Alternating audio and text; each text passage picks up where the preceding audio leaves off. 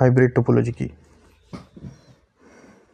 Hybrid topology হলো একাধিক টোপোলজির সংমিশ্রণ। অর্থাৎ যখন আমাদের একটা টোপোলজি আমরা ব্যবহার করছি, যেক্ষেত্রে একাধিক টোপোলজি আছে, তো সেটাকে আমরা হাইব্রিড টোপোলজি বলে থাকবো।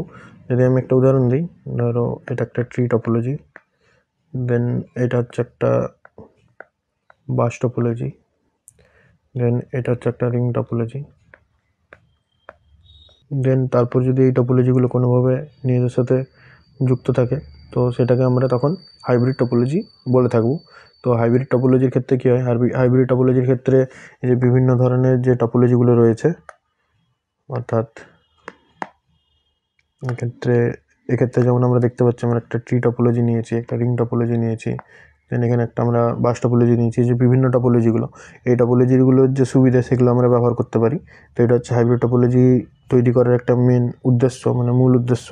তাছাড়া হাইব্রিড টোপোলজির যদি আমি অসুবিধা বলি, তো সেক্ষেত্রে কী হয়, সেক্ষেত্রে হাইব্রিড টোপোলজিতে অনেক বেশি তার লাগে, কেবেলিং লাগে, তো খরচা বেশি হয়। এবং বিভিন্ন ধরনের যেহেতু টোপোলজি একসাথে থাকে হাইব্রিড টোপোলজিতে, তো সেক্ষেত্রে এর যে কমপ্লেক্সিটি হয়, অর্থাৎ এর যে গঠনের যা অসুবিধাটা সেটা খুব বেশি হয়। তো সেটাকে মেনটেন করার জন্য একটা প্রবলেম ফেস করতে হয় আমাদেরকে। সেগুলো এই দুটো হচ্ছে হাইব্রিড টোপোলজির মূল অসুবিধা। তো এবার আমরা দেখব সুইচিং কি। তো সুইচিং আমরা করে থাকি কেন, বা কি সুইচিংটা কী সেটা যদি আমাকে জানতে হয়, তাহলে বুঝতে হবে যে সুইচিংটা আমরা কেন করে থাকি। অর্থাৎ যখন আমাদের কাছে মাল্টিপল ডিভাইস থাকে, আমাদের বোথ ওয়ে মানে দুদিক দিকেই মাল্টিপল ডিভাইস আছে।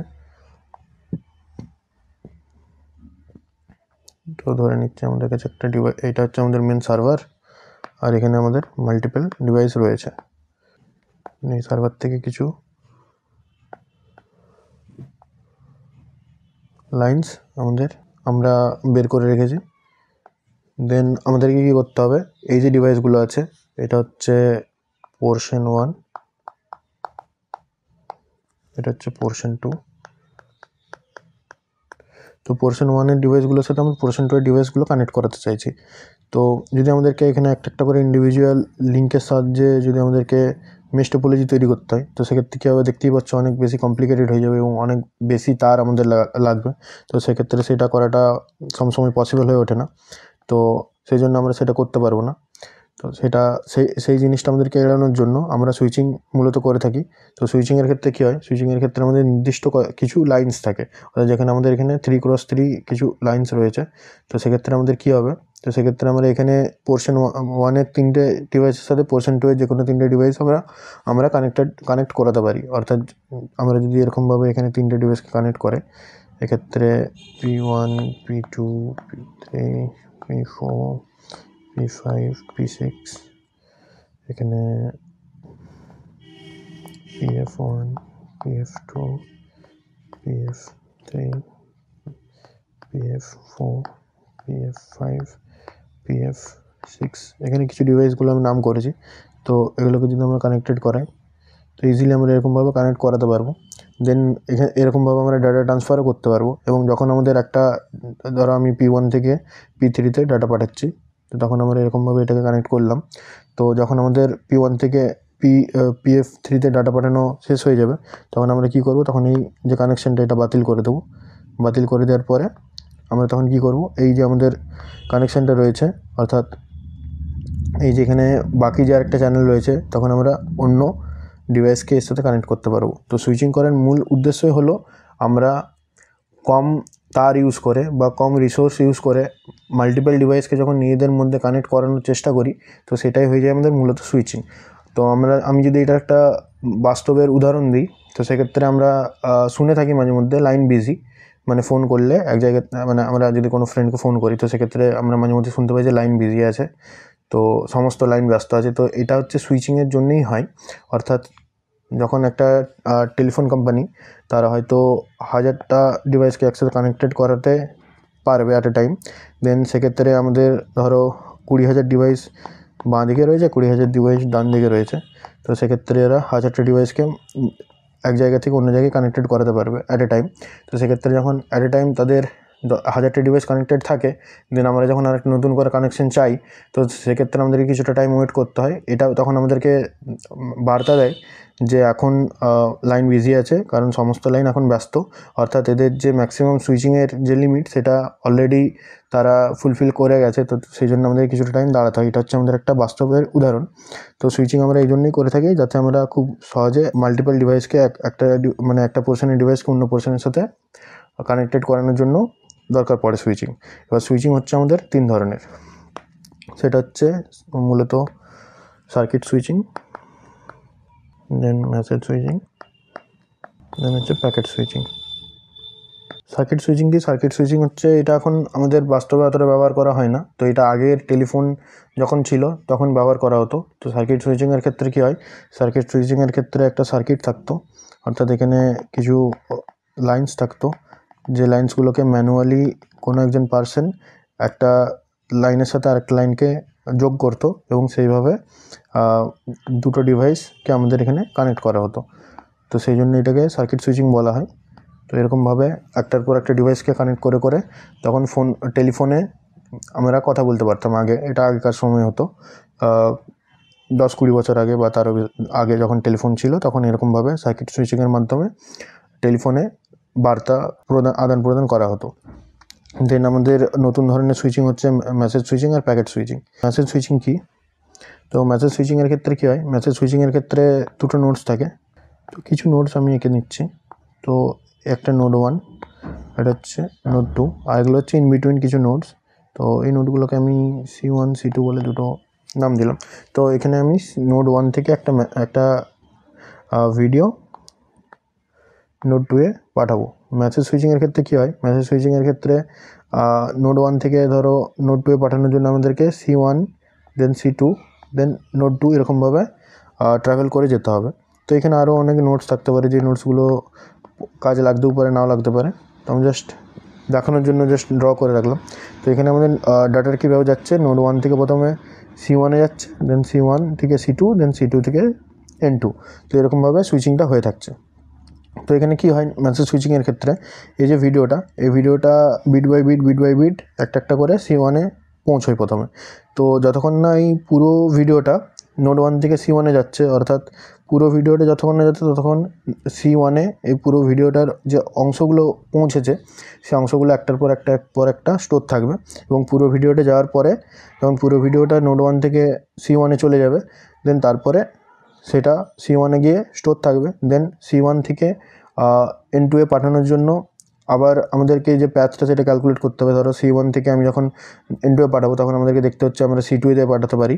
তো তখন আমাদের আবার C1 থেকে যে মেসেজটা পুরোটা C2-এ যাবে, অর্থাৎ যতক্ষণ না এটা পুরোটা C2-এ পৌঁছাচ্ছে ততক্ষণ আবার C2 থেকে N2-তে এই যে ভিডিওটা সেটা ফরওয়ার্ড হবে না।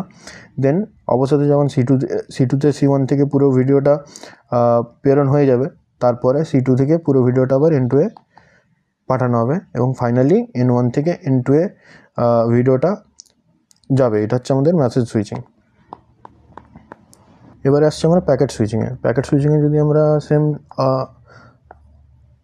যা স্ট্রাকচারটা ছিল সেটা যদি ড্র করি এবং ইন বিটুইন নোটসগুলো যদি আমি ড্র করি, দেন এখানে আমাদের N1, এটা হচ্ছে N2, এটা C1 C2 C3 C4 C5 C6, এরকম যদি আমাদের মধ্যবর্তী যে নোটগুলো সেটা যদি আমরা ড্র করি, তো প্যাকেট সুইচিংয়ের ক্ষেত্রে কী হয়, এটা যদি ভিডিও হয় দেন এই ভিডিওতে ধরো আমাদের P1 P2 P3 P4 এই ভিডিওগুলো আমাদের এরকম 4টে ভাগে আমাদের বিভক্ত হয়ে গেছে। আমি ভাগ করে দেখেছি, এই ভাগটা হয়তো 4টেও না হতেও পারে, বেশি হতে পারে, কম হতে পারে, তো এটা ডিপেন্ড করে।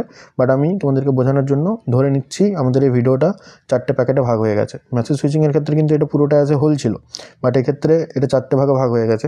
দেন আমাদেরকে এই ভিডিওটা N1 থেকে N2-এ পাঠাতে হবে, সেটা আমরা মধ্যবর্তী যে কোনো নোট দিয়ে পাঠাতে পারি। তো প্যাকেট সুইচিংয়ের ক্ষেত্রে কী হয়, প্যাকেট সুইচিংয়ের ক্ষেত্রে একটা করে প্যাকেট আমাদের যে নোড থেকে পাঠানো শুরু হচ্ছে সেখান থেকে তার N2-তে যাওয়ার জন্য যে মধ্যবর্তী নোড সেগুলোতে ট্রাভেল করতে থাকে।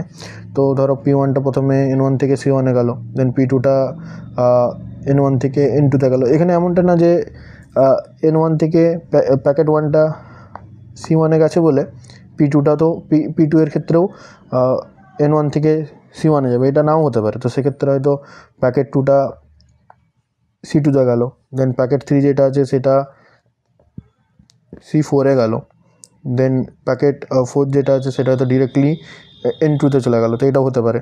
দেন তারপরে এখানে P4, দেন তারপরে C2 থেকে এটা যে কোনো রুটে, অর্থাৎ C2 থেকে C1-এও আবার ফেরত আসতে পারে, দেন সেখান থেকে C1 থেকে C2 N2-এ প্রেরণ হতে পারে। তো যে কোনোভাবে এটা যে কোনো ওয়েতে N1 থেকে N2-এ এই প্যাকেটগুলো একটার পর একটা প্রেরণ হবে। তো সেক্ষেত্রে এমনটা না যে একটা প্যাকেট P1টা প্রথমে পুরোটা প্রেরণ হওয়ার পরেই যে P2টা প্রেরণ করবে N1, সেটাও না। তো এটা যে কোনো অর্ডারে, যে কোনোভাবে, যে কোনো রুটে N1 থেকে N2-তে যেতে পারে। তো এটা হচ্ছে আমাদের প্যাকেট সুইচিং। প্যাকেট সুইচিংয়ের ক্ষেত্রে কী হয়, প্যাকেট সুইচিংয়ের ক্ষেত্রে যখন আমাদের প্যাকেটগুলো সব N2-তে চলে আসলো, তখন সেক্ষেত্রে আবার এই যে প্যাকেটগুলো আছে এই প্যাকেটগুলোকে আবার রিঅর্ডারিং করতে হয়। রিঅর্ডারিং মানে এগুলোকে আবার P1, P2, P3, P4 আকারে সাজাতে হয়। সাজানোর পরে আমরা যে মূল প্যাকেটটা থাকে সেই প্যাকেটটাকে আবার ফিরে পাই। তার কারণ যেহেতু এটা হ্যাপাজেডলি এসেছে, তো সেইভাবে তো বোঝা সম্ভব না যে কোনটা আগে বা কোনটা পেছনে, বা মূল যে বার্তাটা সেটা কী ছিল। তো এটাকে আমরা প্যাকেট সুইচিং বলে থাকি।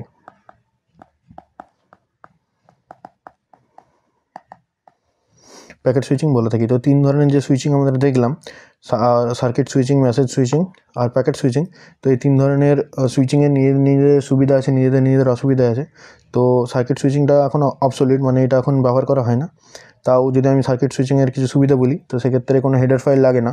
অর্থাৎ যেহেতু এটা ম্যানুয়ালি একটার সাথে একটা নোটকে আমরা কানেক্ট করছি, তো সেক্ষেত্রে এটার ক্ষেত্রে কোনো হেডার বা মানে হেডার ফাইল কোনো কিছু লাগে না, সোর্স ডেস্টিনেশন কিছুই লাগে না, জাস্ট আমরা কানেক্ট করি আমাদের রিকোয়ারমেন্ট অনুযায়ী। আর যদি আমাদের মেসেজ সুইচিং দেখতে হয়, মেসেজ সুইচিংয়ের ক্ষেত্রে হেডার লাগলেও, তো এটা পুরো মেসেজটা যেহেতু একবারই যাচ্ছে, তো সেক্ষেত্রে পুরো মেসেজটার জন্য একবারই হেডার ফাইলটা পাঠাতে হয়। তো সেখানে আমাদের কিছুটা মানে ডাটা কম ট্রান্সফার করতে হয়। কিন্তু প্যাকেট সুইচিংয়ের ক্ষেত্রে কী হয়, প্রত্যেকটা প্যাকেটের ক্ষেত্রে ইন্ডিভিজুয়ালি একটা করে আমাদের হেডার দিতে হয়। অর্থাৎ এটা আমাদের সোর্স, এটা হচ্ছে আমাদের ডেস্টিনেশন। তো সোর্স এবং ডেস্টিনেশনের সাথে আমাদেরকে প্রত্যেকটা প্যাকেটের সাথে আমাদেরকে সেটা ইনক্লুড করতে হয়। এবং যদি মেসেজ সুইচিংয়ের একটা অসুবিধা বলি, তো সেক্ষেত্রে কী হয় যে পুরো মেসেজটা যদি আমাদের এক নোড থেকে অন্য নোডে না যায়, তো ততক্ষণ পর্যন্ত আমরা সেই পরবর্তী নোডে আমরা ততক্ষণ মেসেজটাকে পাঠাতে পারি না। বাট প্যাকেট সুইচিংয়ের ক্ষেত্রে প্যাকেটগুলো একসাথে প্যারালেলিও যেতে পারে, তো সেক্ষেত্রে তাড়াতাড়ি N1 থেকে N2-এ আমাদের প্যাকেটগুলো পৌঁছতে পারে। মেসেজ সুইচিংয়ের ক্ষেত্রে যেহেতু আমাদের পুরো মেসেজটা একসাথে যাচ্ছে, তো সেটার জন্য সেটাকে রিঅর্ডারিং করতে হচ্ছে না। বাট প্যাকেট সুইচিংয়ের ক্ষেত্রে আমাদেরকে আবার রিঅর্ডারিং করতে হচ্ছে, কারণ হ্যাপাজেডলি প্যাকেটগুলো আসতে থাকে, তো সেই জন্য আমাদেরকে সেটাকে রিঅর্ডারিং করতে হয়। মেসেজ সুইচিংয়ের ক্ষেত্রে যেহেতু পুরো প্যাকেটটা একসাথে যায়, তো সেক্ষেত্রে আমাদেরকে মানে এর যে ব্যান্ডউইথটা, অর্থাৎ এই ক্ষেত্রে যে পরিমাণ ডাটাটা একসাথে পুরোটাকে দিতে হয়, তো সেক্ষেত্রে প্যাকেট সুইচিংয়ের ক্ষেত্রে অতটা না দিলেও চলে। তার কারণ আমাদেরকে ছোটো ছোটো প্যাকেটে আমাদেরকে পাঠাতে হয়, তো সেই জন্য আমাদেরকে সেটা মানে ইজিলি আমরা পাঠাতে পারি। তো এগুলো হচ্ছে মেসেজ সুইচিং আর প্যাকেট সুইচিংয়ের কিছু সুবিধা এবং অসুবিধা। তো আমি যে নোটসটা বানিয়েছি সেক্ষেত্রে তোমরা এগুলো খুব ডিটেলে সেখানে পেয়ে যাবে, তো তোমরা একবার দেখে নিও। আমি তোমাদেরকে জাস্ট আইডিয়াটা ভালো করে এক্সপ্লেন করে দিলাম এবং কীভাবে কী হয় সেগুলো আমি তোমাদেরকে বলে দিলাম। তো এগুলোই সেখানে পাবে, তো সেখানে একবার দেখে নিও। তো আমরা আজকে কম্পিউটার টাইপস অ্যান্ড টোপোলজিসের যে যা কিছু পড়লাম, তো যদি আমরা আরেকবার চোখ বুলিয়ে নিই, তো সেক্ষেত্রে বললাম যে আমরা নেটওয়ার্কের ডিস্টেন্স অনুযায়ী 3 ভাগে ভাগ করি, ল্যান, ম্যান আর ওয়ান। তো ল্যানের ক্ষেত্রে কী হয়, লোকাল এরিয়া নেটওয়ার্ক, ম্যানের ক্ষেত্রে হচ্ছে মেট্রোপলিটন এরিয়া নেটওয়ার্ক, আর ওয়াইড এরিয়া নেটওয়ার্ক হচ্ছে ওয়ানের ক্ষেত্রে। তো লোকাল এরিয়া নেটওয়ার্ক ছোটো হয় এবং ছোটো ঘর বা ফ্ল্যাট বা অফিসের জন্য সীমাবদ্ধ থাকে। মেট্রোপলিটন এরিয়া একটা শহরের বা একটা অঞ্চলের নেটওয়ার্ক হতে পারে, সেই অঞ্চলের থাকা ডিভাইস বা মানুষজনদের ক্ষেত্রেই হয়তো ব্যবহার উপযোগী হতে পারে। বা কোনো একটা বড় ক্যাম্পাসের মধ্যে থাকলো, অর্থাৎ স্কুল বা কলেজের পুরো একটা ক্যাম্পাস একটা নেটওয়ার্কের মধ্যে থাকলো, তো সেটা একটা মেট্রোপলিটন এরিয়া নেটওয়ার্কের এক্সাম্পল হতে পারে। আর ওয়াইড এরিয়া নেটওয়ার্ক হচ্ছে যখন একটা দেশ, মহাদেশ বা উপদেশ, তাদের দেশে যখন একটা নেটওয়ার্ক কাজ করছে একটা বিস্তীর্ণ এলাকা জুড়ে, তো সেটা হচ্ছে আমাদের একটা ওয়াইড এরিয়া নেটওয়ার্ক। তো ইন্টারনেট সার্ভিস প্রোভাইডাররা মূলত ওয়াইড এরিয়া নেটওয়ার্কের যে সুবিধা সেটা আমাদেরকে প্রদান করে থাকে। দেন আমরা আসছি নেটওয়ার্ক টপোলজিসে। নেটওয়ার্ক টপোলজি হলো মূলত নেটওয়ার্ক ডিভাইসের যে জ্যামিতিক বিন্যাস, তো সেটাকে আমরা নেটওয়ার্ক টপোলজি বলে থাকি। তো নেটওয়ার্ক টপোলজি আমাদের সিলেবাসে মূলত bus topology, star, ring, tree, mesh, hybrid এই টপোলজিগুলোই রয়েছে। আচ্ছা, এই 6 ধরনের টপোলজি রয়েছে। তো বাস টপোলজির ক্ষেত্রে কী হয়, একটা মেন ব্যাকবোন থাকে, অর্থাৎ এই একটা মেন ব্যাকবোন। তো এই ব্যাকবোনটার সাথে অন্যান্য যে কানেক্টেড ডিভাইসগুলো থাকে সেগুলো এই ব্যাকবোনের সাথে যুক্ত থাকে। দেন এই ব্যাকবোনের মধ্যেই তারা ডেটা আদান প্রদান করতে থাকে এই ব্যাকবোনের মধ্য দিয়ে। তো এর কিছু সুবিধা অসুবিধা আমরা ডিসকাস করেছি। দেন স্টার টপোলজির ক্ষেত্রে কী হয়, এখানে একটা মূল সার্ভার বা হাবের সাথে সব ডিভাইসগুলো কানেক্টেড থাকে। দেন একটা ডিভাইস থেকে অন্য ডিভাইসে যখন আমাদের ডাটা ট্রান্সফার করতে হয় তখন সেটা সার্ভার বা হাবের মধ্য দিয়েই আমাদেরকে ট্রান্সফারটা করতে হয়। তো সেক্ষেত্রে কিছু সুবিধা হচ্ছে, আমাদের মানে সার্ভার যদি থাকে তো সেক্ষেত্রে মূল ডাটাবেসটা আমরা সার্ভার থেকে পেয়ে যাই, তো ওটা একটা সুবিধা হতে পারে। দ্বিতীয় হচ্ছে, যেহেতু স্টার টপোলজির ক্ষেত্রে হাব বা সার্ভারের সাথে প্রত্যেকটা ডিভাইস কানেক্টেড থাকে, তো সেই হিসেবে ডিভাইসগুলোকে মনিটর করা খুব ইজি হয় এবং স্ট্রাকচারটা সহজ বলে এটাকে মানে সিম্পলি তৈরি করতেও খুব ইজিলি আমরা তৈরি করতে পারি। আর একটা যদি এর অসুবিধা যদি আমি বলি, তো হাব বা সার্ভার যদি নষ্ট হয়ে যেত সেক্ষেত্রে কানেক্টিং যে ডিভাইসগুলো থাকে, তো সার্ভারটা যদি কোলাপস করে যায় তো নেটওয়ার্কটাও তখন কোলাপস করে যায়। রিং টপোলজির ক্ষেত্রে কী হয়, রিং টপোলজির ক্ষেত্রে মাল্টিপল ডিভাইস একটা বৃত্তাকার রিংয়ের ন্যায় সজ্জিত থাকে। তো সেক্ষেত্রে এই রিংয়ের মাধ্যমে এক ডিভাইস থেকে অন্য ডিভাইসে ডাটা ট্রান্সফার হতে থাকে। রিং টপোলজির একটা সুবিধা হচ্ছে এর মধ্যে কোনো কলিশন থাকে না, তার কারণ যেহেতু মনিটর বলে এখানে একটা নোডকে আমরা মনিটর বানাই, যে মনিটর করতে থাকে যে কোনখান থেকে ডাটা মানে কোন নোড থেকে ডাটা ট্রান্সফার শুরু হচ্ছে। তো এক্ষেত্রে সেই নোডই মানে যখন একটা নোড ডাটা ট্রান্সফার করে তো কেবলমাত্র সেই নোডে ডাটা ট্রান্সফার করতে পারে। তো তারপরে আবার অন্য নোডের কাছে যখন ডাটা পাঠানোর সময় আসে তখন কেবলমাত্র সেই ডাটা পাঠায়। তো সেক্ষেত্রে তার মধ্যে মানে রিং টপোলজির ক্ষেত্রে কোনো কলিশন থাকে না। তো রিং টপোলজির ক্ষেত্রে আরও অনেক কনসেপ্ট আছে, যেমন টোকেন রিং, তারপরে মনিটরিং, দেন তারপরে আরও অনেক সুবিধা অসুবিধা রয়েছে রিং টপোলজি, সেগুলো একটু অ্যাডভান্স, তো সেখানে আমরা যাচ্ছি না। তো রিং টপোলজির মধ্যে মনে রেখো যে ডাটা কলিশন কোনো কিছু থাকে না। এবং রিং টপোলজির একটা অসুবিধা হচ্ছে এটাকে রিকনফিগারেশন করা অসুবিধাজনক, অর্থাৎ মনিটর যদি বন্ধ হয়ে যায় বা কিছু হয়ে যায় তো সেটাকে রিকনফিগার করতে এটসেট্রা, তো সেই হিসেবে রিকনফিগারেশন অসুবিধাজনক। আর বাস টপোলজির থেকে খরচটা বেশি হয় রিং টপোলজির। দেন আমাদের আছে ট্রি টপোলজির ক্ষেত্রে কি হয়, ট্রি টপোলজির ক্ষেত্রে একটা রুট নোড থাকে, দেন সেই রুট নোড থেকে কিছু চাইল্ড নোড বেরিয়ে আসে যেগুলো পরপর এরকম লেভেল অর্ডারে চলতে থাকে। তো এরকমভাবে একটা এই স্ট্রাকচারটা থেকে দেখে বুঝতেই পারছো যে ট্রি টপোলজির স্ট্রাকচার কীরকম হয়। দেন তারপরে যখন আমাদের ডাটা এক নোড থেকে অন্য নোডে পাঠাতে হয় তখন আমরা খুব ইজিলি মানে রুট নোড থেকে যে কোনো চাইল্ড নোডে ডাটা পাঠাতে পারবো খুব ইজিলি। তো সেক্ষেত্রে আমাদের যে হবগুলো হয়, মানে যখন আমরা রুট নোড এখান থেকে, অর্থাৎ আমি যদি এটাকে একটু অন্য কালিতে দেখেন, তো রুট নোড এটাকে যদি নোডটাকে 1, এটাকে যদি আমি 3 বলি, তো সেক্ষেত্রে 1 থেকে যখন 3তে ডাটা ট্রান্সফার করতে হবে তো সেক্ষেত্রে আমাদের একটা আর একটা দুটো, কেবলমাত্র দুটো জাম্পেই আমরা রুট নোড থেকে যে কোনো একটা চাইল্ড নোডে আপাতত এখানে ডাটা ট্রান্সফার করতে পারবো। দেন আমরা আসছি মেশ টপোলজির ক্ষেত্রে এক্ষেত্রে প্রত্যেকটা ডিভাইসের সাথে কানেক্টেড থাকতে পারে, এমনটা নয় যে থাকতেই হবে, থাকতে পারে। ম্যাক্সিমাম সবগুলোই কানেক্টেড থাকতে পারে সবার সাথে, আর মিনিমাম মোটামুটি কানেক্টেড থাকলেই আমরা মেশ টপোলজি গঠন করতে পারি। তো এখানে যে অ্যাডভান্টেজ হচ্ছে সেটা হচ্ছে ব্যান্ডউইথ হাই হয়, কোনো নোডের উপর নির্ভরশীল নয়, অর্থাৎ এর মধ্যবর্তী কোনো নোড যদি বন্ধ হয়ে যেত সেক্ষেত্রে যে সিস্টেমটা সেটা এফেক্টেড হয় না। আর ডিসঅ্যাডভান্টেজ যদি বলি, খুব বেশি তার দরকার পড়ে, তার ফলে high cost and difficult structure, মানে যে গঠনের যে গঠনটা সেটা একটু বেশি অসুবিধাজনক হয়ে পড়ে মেনটেন করা, তো সেটা আমাদের অসুবিধা হয়ে থাকে। তো এখানে ফুললি কানেক্টেডের কনসেপ্টটা আমরা দেখলাম, পার্সিয়ালি কানেক্টেডের কনসেপ্টও দেখলাম। ফুললি কানেক্টেড মানে সবগুলো যদি কানেক্টেড থাকে সেটাকে আমরা ফুললি বলি। পার্সিয়ালি বলতে যখন আমাদের সবগুলো নোড একসাথে কানেক্টেড থাকে না, তো সেক্ষেত্রে কিছু কানেকশন যদি না থাকে তো সেটাকে আমরা পার্সিয়ালি কানেক্টেড বলি। তো এখানে আমরা একটা ফর্মুলা দেখলাম n/n-1/2, এটা হচ্ছে ফুললি কানেক্টেড নোডের ম্যাক্সিমাম কানেকশন, অর্থাৎ যখন ফুললি কানেক্টেড থাকে তো যতগুলো কানেকশন থাকে তো সেটাকে আমরা এই ফর্মুলা দিয়ে ইজিলি বার করতে পারি। তো এখানে আমরা প্রথমে যখন যে ছবিটা দেখেছিলাম তো এখানে 1 2 3 4টে নোড আছে, তো 4টে নোডের মধ্যে ম্যাক্সিমাম কানেকশন n/n-1/2 দিয়ে করলে 6টা কানেকশন আছে। তো এখানে আমরা 1 2 3 4 5 6 6টা কানেকশন দেখতে পাচ্ছি। তো এটা একটা ফুললি কানেক্টেড। এখানে হাইব্রিড টোপোলজি কি, হাইব্রিড টোপোলজি হলো যখন বিভিন্ন ধরনের টোপোলজি একসাথে যুক্ত থাকে তো সেটাকে আমরা হাইব্রিড টোপোলজি বলি। হাইব্রিড টোপোলজির ক্ষেত্রে সুবিধা হচ্ছে এর মূল যে সুবিধা সেটা হচ্ছে বিভিন্ন টোপোলজির যে সুবিধাগুলো সেগুলো আমরা পেয়ে থাকি। আর অসুবিধা হচ্ছে এটা খুব বেশি তার দরকার পড়ে এটাকে তৈরি করার জন্য, এবং এটা যেহেতু বিভিন্ন ধরনের টোপোলজি একসাথে আছে তো সেই ক্ষেত্রে মেনটেন করাটা অনেকটাই অসুবিধাজনক। দেন আমরা সুইচিং কি সেটা দেখলাম। সুইচিং হলো মূলত কিছু নেটওয়ার্ক ডিভাইসকে পরস্পরের সাথে কানেক্ট করানোর পদ্ধতি। এক্ষেত্রে সুইচিংয়ের মাধ্যমে আমরা খুব কম রিসোর্স ইউজ করে একটা ডিভাইসের সাথে অন্য ডিভাইসকে কানেক্ট করতে পারি, এবং যখন মূলত আইডিয়াল কানেকশানস থাকছে তো সেই কানেকশানসগুলো আমরা বন্ধ করে যেখানে কানেকশানস দরকার সেখানে আমরা কানেকশান করতে পারি। সুইচিং আমরা এই জন্যই মূলত করে থাকি। তো সুইচিং 3 ধরনের: সার্কিট, মেসেজ আর প্যাকেট। এই 3 ধরনের সুইচিং মূলত আমাদের হয়ে থাকে। সার্কিট সুইচিং হচ্ছে আগেকার যখন টেলিফোন লাইন ছিল তখন সেটাকে ম্যানুয়ালি যখন আমরা একটা লাইনের সাথে অন্য লাইনকে কানেক্ট করতাম তখন সেটা হচ্ছে সার্কিট সুইচিং। মেসেজ সুইচিং হচ্ছে যখন সম্পূর্ণ মেসেজ এক নোড থেকে অন্য নোডে ট্রান্সফার হয় তো সেটাকে আমরা মেসেজ সুইচিং বলি। আর প্যাকেট সুইচিং বলতে বোঝাই যখন একটা সম্পূর্ণ যে ডাটাটা আমরা পাঠাতে চাইছি সেটাকে কিছু প্যাকেটে আমরা ভাগ করে নিই, একটার পর একটা প্যাকেট এক স্থান থেকে অন্য স্থানে আমাদের পাঠানো হয়ে থাকে, তো সেটা হচ্ছে আমাদের প্যাকেট সুইচিং। প্যাকেট সুইচিং ও মেসেজ সুইচিং আমরা কিছু পার্থক্য দেখলাম যে কীরকমভাবে হয়ে থাকে। যে প্যাকেট সুইচিংয়ের ক্ষেত্রে